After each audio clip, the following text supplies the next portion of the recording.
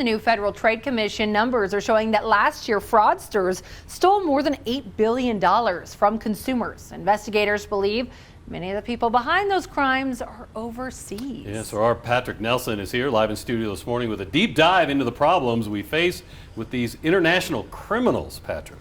You know, and you probably heard this before, but people, after falling victim to a fraud or scam, in many cases, they're told that their money is gone. And since the scam likely originated overseas, the odds of accountability for the criminal, it's extremely low. As consumers in the digital age, we've accepted this answer for years. But I wanted to find out, should we have higher expectations for stopping these criminals?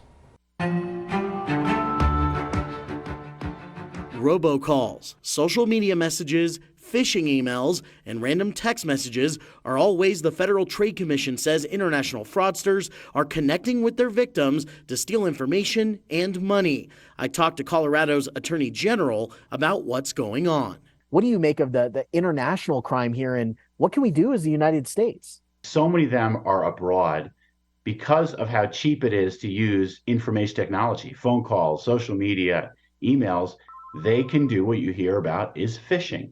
They will try to find whatever way they can to hook you. The problem is once you send money abroad to somebody or you give someone gift cards, that is super hard to trace. Whether it's paying money for something online that never arrives as part of an online shopping scam, paying to cover taxes as part of a sweepstakes scam with no real prize, or maybe paying to process a job application as part of an employment scam with no actual job, these are all ways international fraudsters are taking money from consumers year after year. CSU Global's Dr. Fraud, J. Michael Skiba, travels internationally to learn and speak about these issues and says these investigations are complicated. When you broaden that globally, and you think that maybe the criminal might be somewhere in, let's say, South America, but they called using a spoof number from Eastern Europe, and they targeted a victim in the United States.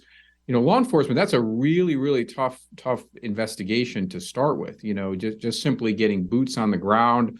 Where do you actually go to find these people? He says the best way to inspire more follow-up investigations is to make sure to report fraud and scams when they happen. We can say, hey, look at this issue in the United States. It's massive. This needs resources. So should we be expecting more from our elected leaders when it comes to addressing these international crimes? Mark Federhoff from Colorado's AARP and Elder Watch thinks so. He says it starts with asking them to work with telecommunication companies to do a better job of stopping unwanted calls and text messages that often lead to scams. I really appreciate you bringing that up, Patrick, because I think that fraud is an issue that, regardless of your political beliefs, is an issue that people can agree on. Tell them fraud matters to you and tell them these types of schemes aren't acceptable. One of the top ways fraudsters convince their victims to pay is with gift cards, which international fraudsters can drain instantly if they have the information from the cards.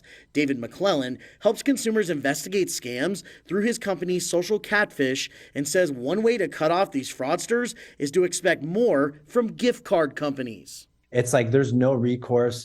And it's crazy to me that a gift card provider would have no clue if somebody's stealing gift cards and then redeeming them to catch these criminals. Like, that's one of the most shocking things to me, because if you look about how, like, we've done some work in the past about how much money is lost every year to scams through gift cards.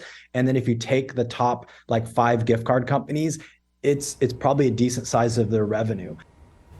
Now, consumer advocates say there is some good news in this fight against international fraudsters. Using artificial intelligence, AI, there are now more efficient ways to identify and block fraudsters online. And in the next year, we should expect banks, social networks, dating sites, and other apps to be utilizing this technology to better protect us.